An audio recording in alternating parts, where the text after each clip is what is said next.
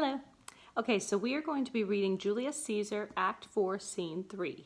This starts on page 887, and if you remember from the previous scene, Cassius was really grumpy with Brutus. He's come in, we're at the camp in Sardis, and Cassius got off his horse, started shouting at Brutus, and Brutus was like, hey buddy, we're in private, or we're in public, we need to go to private to have this conversation. And so they go into Brutus's tent, and now we're going to hear that conversation. We're going to see why Cassius is so upset. So we're going to start reading on page 887, scene 3, Brutus's tent. That you have wronged me doth appear in this.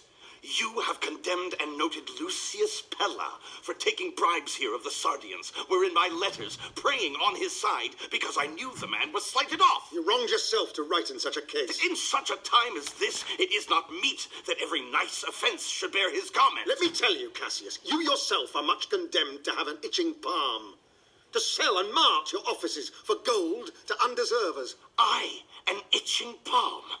You know that you are Brutus that speaks this, or by the gods, this speech were else your last. The name of Cassius honors this corruption, and chastisement doth therefore hide his head. Chastisement? Remember March. The Ides of March, remember. Did not great Julius bleed for justice' sake? What villain touched his body that did stab, and not for justice? What? Shall one of us that struck the foremost man of all this world but for supporting robbers, shall we now contaminate our fingers with base bribes, and sell the mighty space of our large honours for so much trash as may be grasped thus? I had rather be a dog and bay the moon than such a Roman. Brutus, bait not.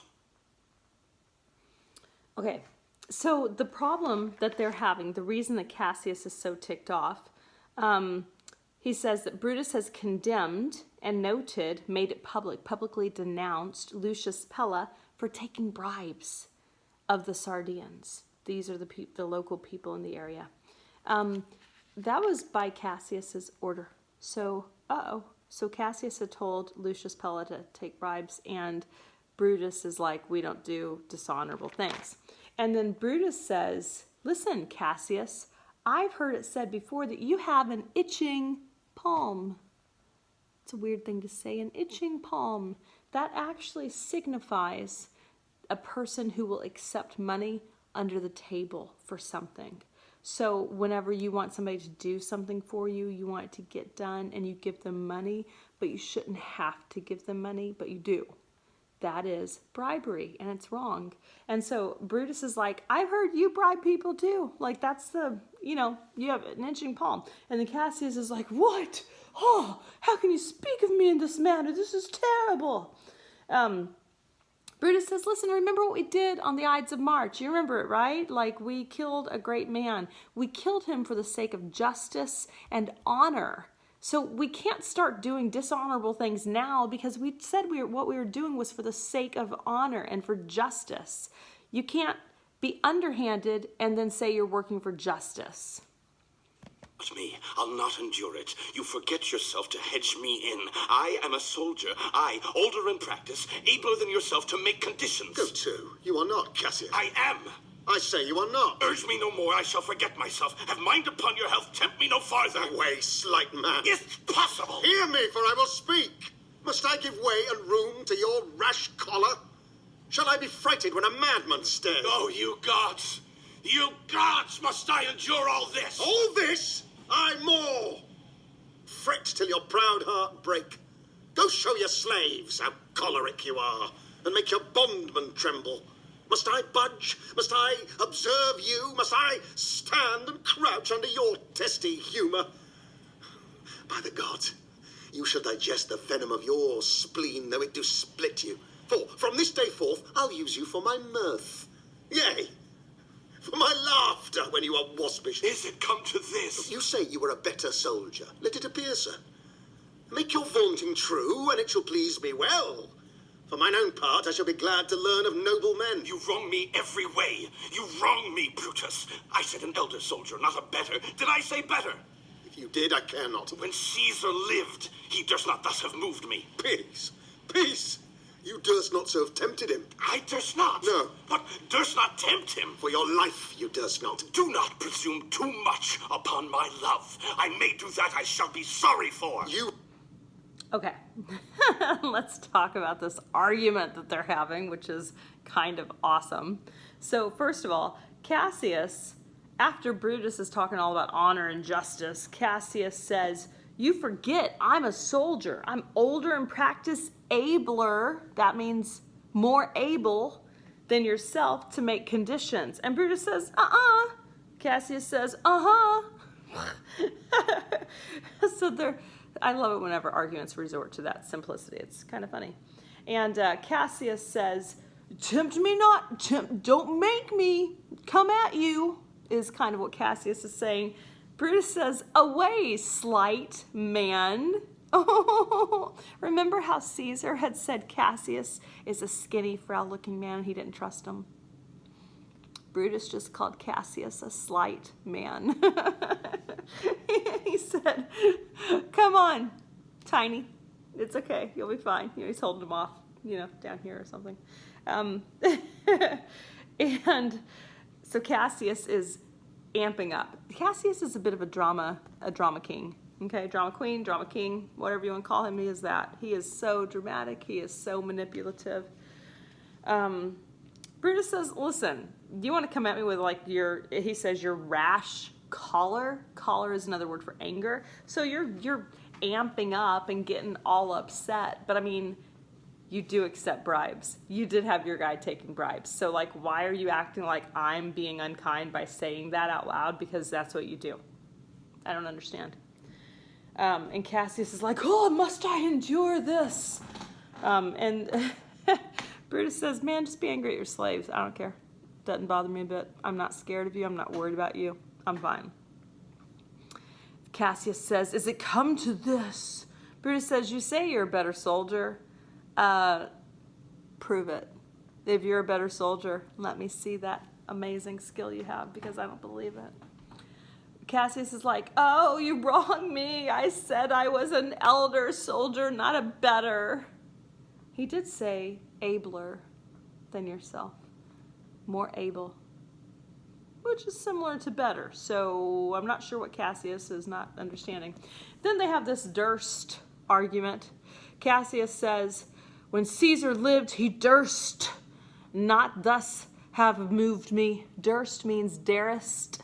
So he darest not thus have moved me. When Caesar lived, he wouldn't have made me. He dared not make me this angry. Brutus says, peace, you darest not, so have tempted him. Cassius says, I durst not. I really like this word durst. I feel like we should bring it back. Thoughts? I think that's a good idea. Please use this. Please.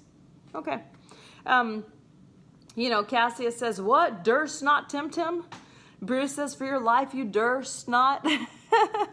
Again, I like this word. Cassius says, don't prove too much. Don't rely on my love. I may do something I regret. So he's threatening Brutus with physical violence, but Cassius is not stronger or bigger than Brutus, so it's kind of stupid. Have you ever seen like a tiny little person who's like, I'll get ya, and they're like, you know, trying to fight the person who's like looming over them? It's adorable. It's not really a thing that people should, you know, that person should worry about, but, you know, it's kind of cute in its way. Okay, let's see what Brutus says. You have done that you should be sorry for. There is no terror, Cassius, in your threats. For I am armed so strong in honesty that they pass by me as the idle wind, which I respect not. I did send to you for certain sums of gold, which you denied me, for I can raise no money by vile means.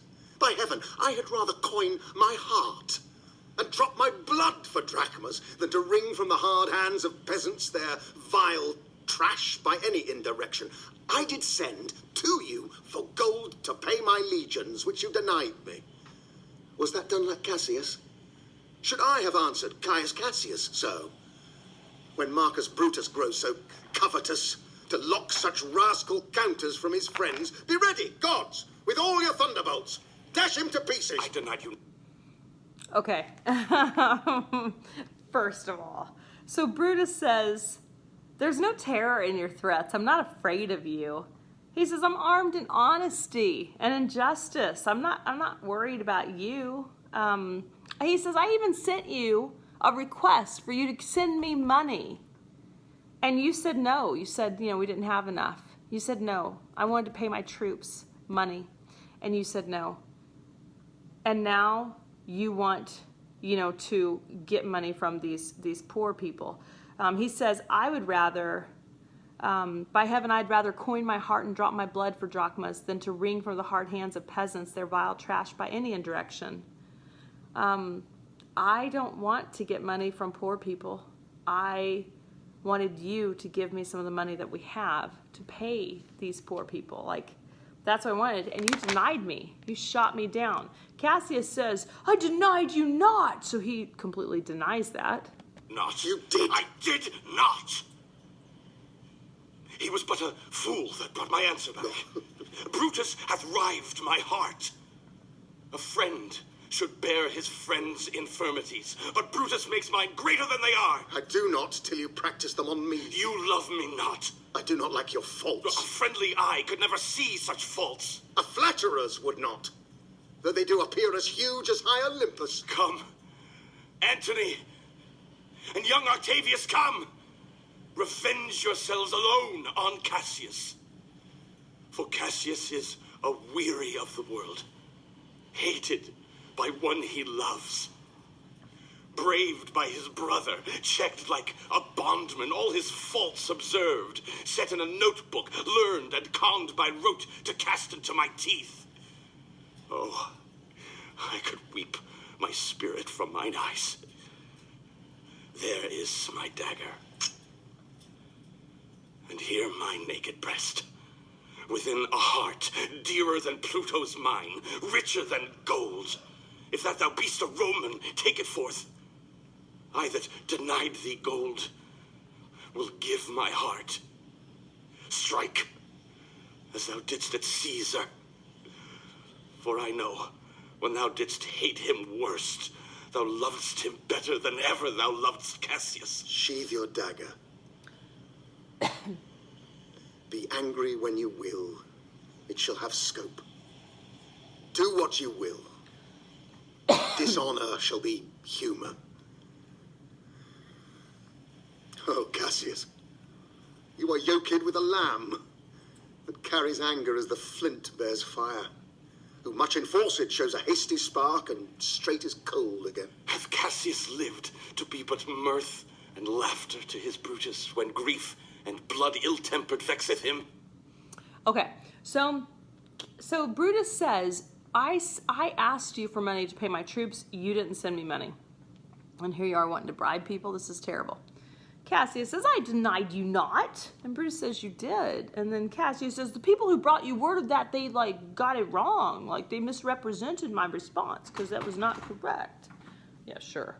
And then he says, a friend should bear his friend's infirmities, but Brutus makes my infirmities greater than they are. It's an interesting idea. Should friends bear one another's infirmities to the point of covering up or denying them? That's really the thing Cassius is saying that people should do. I don't think that's necessarily friendship, to ignore infirmities. It doesn't help anybody. If I have a problem, it doesn't help me if everybody around me is like, oh, you don't have a problem, you're okay, it's fine, that's really not friendship. That's what maybe acquaintances would do, but friends are going to kind of tell it like it is, at least if you're smart and you have good friends. Yeah. Cassius, drama queen again. You don't love me. Brutus says, I don't like your faults. Real talk. I like it. Cassius says, a friendly eye could never see such faults. Friends don't see faults? That's absolutely incorrect. Friends, of course, see faults. Now, friends will sometimes overlook faults, or they'll kind of deal with faults, try to help you with your faults, but they don't not see them. That's not a thing. Brutus says a flatterer would not, but a friend sees faults. Cassius says, bring Antony, bring Octavius, have them come here, have them kill me. Matter of fact, here's my dagger, Brutus, take it. Here's my chest, stab me because I don't deserve to live, because you think that all these terrible things about me. He's being very dramatic. He's being very manipulative. Again, the topic is Cassius is ticked off because Brutus publicly outed one of his men who was bribing people.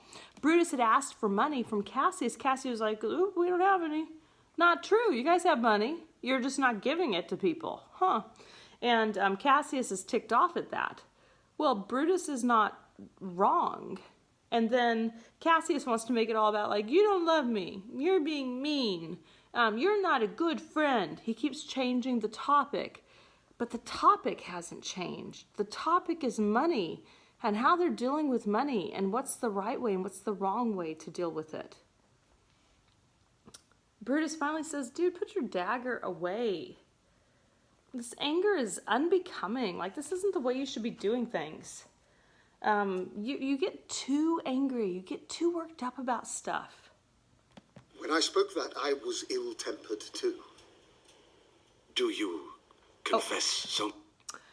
Cassius is like, oh, have I lived to be like a mockery? Are you laughing at me? Oh my gosh, that's terrible, you know. And Brutus is like, whenever I was speaking about that, you know, I was ill-tempered too. So he's trying to kind of throw him a bone. So much.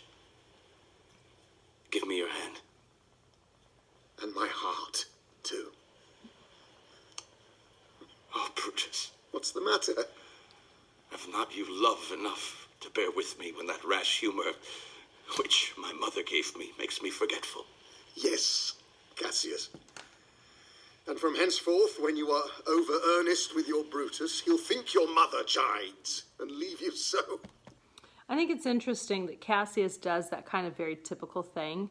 You know, we excuse sometimes bad behavior. Whenever we have like a fit of anger, we're like, oh, it comes from my mom's side of the family. Or, you know, maybe we're really forgetful. Oh, that's my dad's genes coming through, you know, or whatever the kind of bad behavior is. Oh, I'm too honest. I tell it like it is. And sometimes people think that's rude. That's my genes coming out. Bad behavior is bad behavior. And you can't write it off as something that genetically is in your code. Bad behavior is bad. Wrong behavior is wrong. And so, you know, let's be more honest with ourselves too. And Brutus is like, oh, no problem. I mean, you know, probably would be better if maybe they were more honest with each other and themselves. Okay, a poet comes in, followed by Lucilius, Titinius, and Lucius. Let me go and see the generals. There is some grudge between them. 'Tis not meet they be alone. You shall not come to them. Nothing but death shall stay me. How now? What's the matter? For shame, you generals, what do you mean? Love and be friends as two such men should be. For I have seen more years, I'm sure, than ye. How vilely doth this cynic rhyme? Get you hence, Sirrah. Saucy fellow, hence. Bear with him, Brutus, 'tis his fashion. I'll know his humour when he knows his time. What should the wars do with these jigging fools? Companion, hence! Await, be gone. Okay, so there was a poet that came in right about then. He's like, oh, they shouldn't be together because they're angry at each other and it's not going to go well. Well, they come out, they've already made their peace. So that's kind of like, what? What are you talking about? Yeah, we're fine. We're fine, buddy. So that was just weird. Lucilius and Titinius, bid the commanders prepare to lodge their companies tonight. And come yourselves, and bring Messala with you immediately to us. Lucius, a bowl of wine. I did not think you could have been so angry. Oh, Cassius, I am sick of many griefs. Of your philosophy you make no use if you give place to accidental evils. No man bears sorrow better. Portia is dead. Portia? She is dead. How escaped I killing when I crossed you so? Oh, insupportable and touching loss. Upon what sickness? Impatient of my absence, and grief that young Octavius with Mark Antony have made themselves so strong. For with her death, that tidings came. With this she fell distract, and her attendants absent, swallowed fire. And died so. Even so, Oh, you immortal gods. speak no more of her. Give me a bowl of wine. In this I bury all unkindness, Cassius. My heart is thirsty for that noble pledge. Fill, Lucius, to the wine, or swell the cup. I cannot drink too much of Brutus' love. Okay, so everybody has gone out, and Brutus says, "Hey, let's have some wine." They serve it in like little bowls or something. It's kind of a weird little Roman thing, and so they're having a glass of wine. Brutus says, Cassius says, "Brutus, I didn't know you could get so angry." Because remember, in the argument, Brutus was coming back at Cassius just as much as Cassius was coming at him. People who kind of have temper tantrums, who freak out sometimes, they expect everybody else to kind of bend and bow and let them kind of freak out, and then everybody else handles it. Brutus wasn't doing that this time. He was kind of freaking out right back, throwing it back at him. Well, Brutus says, "I've got a lot on my mind. I'm pretty upset right now. I've gotten some bad news." And he tells Cassius that Portia is dead. So Brutus's wife, Portia, remember, she had begged Brutus, tell her what's bothering him. Let her know. If she is his wife and not his harlot, then she wants to be his helper and to know what's bothering him. And that if he loves her, he'll tell her. Well, he was going to, and then somebody was at the door and he left, and he never got back to telling her what was going on. Well, now Portia has committed suicide. Brutus says, "Impatient of my absence," so I've been gone too long now, and probably a little bit of time has actually passed between the Act 3 at the end when Rome is in chaos and riots, and then now we're amassing armies in different areas. So there's some time, maybe it's been a month, maybe it's been 2. And so Portia's been alone, Brutus has been gone, missing him, and then grief that young Octavius with Mark Antony had made themselves so strong. So remember, they're setting up a new triumvirate, for with her death, that tidings came. With this, she felt distracted that Mark Antony and Octavius look like they're in power in Rome now. And while her attendants were absent, she swallowed fire. Swallowing fire, that would be like getting hot coals off of the fire and swallowing them. That's terrible. So that is what Portia did. And Cassius is like, "Oh my gosh, this is just so horribly sad." And, so they're just kind of drinking to Portia and sad that this thing has happened. Cassius says, fill the cup, Lucius. I cannot drink too much of Brutus's love. And they're kind of pledging to not let things come between them again, not let things separate them again. Their alliance is now renewed and stronger than ever. Okay, I'm going to pause it, and I'm going to keep going in the rest of this scene in the next video.